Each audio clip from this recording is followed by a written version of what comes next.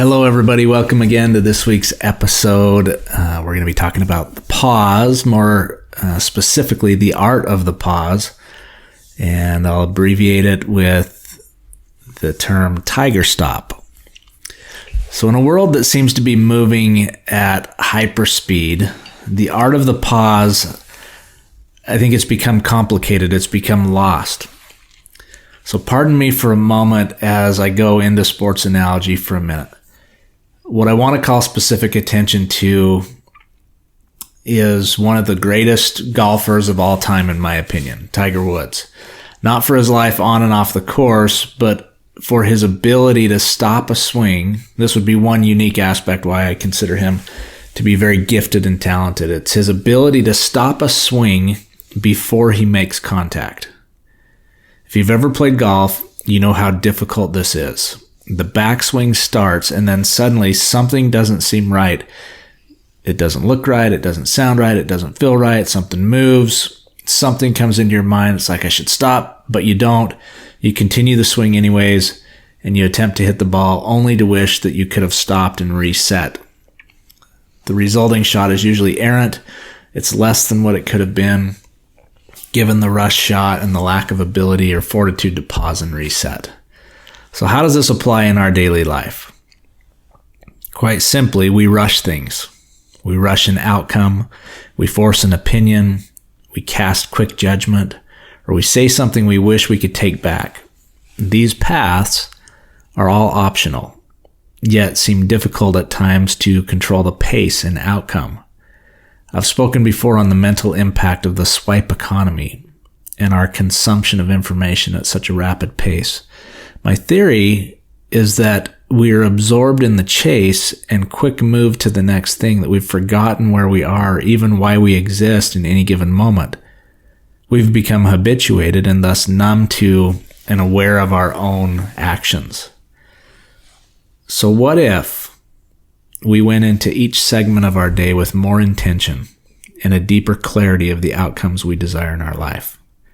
What if we could learn to hold off just a few moments longer to be party to a greater impact and less volatile result? What if we could become much better listeners and more patient before we speak and take action? What if in our need to control, we could actually develop the skill to pause, to reset and release the bias-driven momentum that we've given way to far too often in the past? Each of these questions present an opportunity to simply slow down. They give us an opening for future action that is consistent with our actions of the past. Let me rephrase that.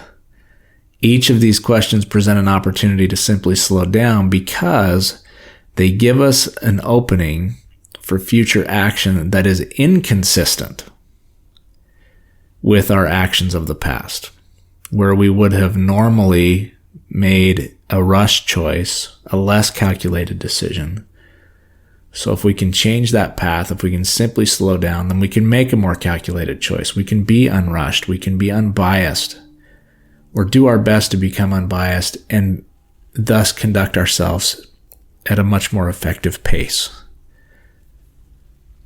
When you read studies about Tiger's swing and listen to what his swing coaches tell us about each component, you'll find a consistent observation.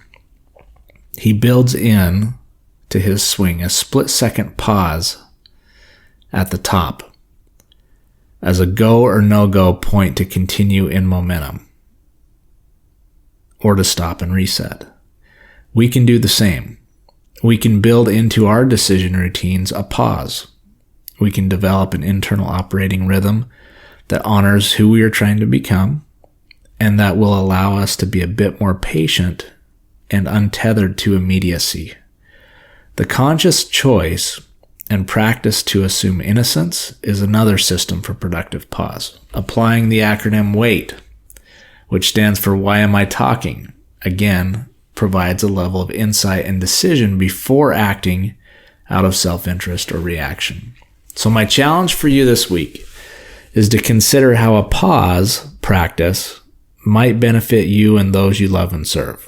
Consider the intentionality and practice that will be required of you to have it be a strength of your own personal operating system. Consider as well where pause might actually open up new levels of understanding and more productive listening channels when we lay down our immediate need to say or act.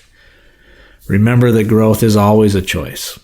Until next week, my friends, make it a great one, and remember to always honor the gift.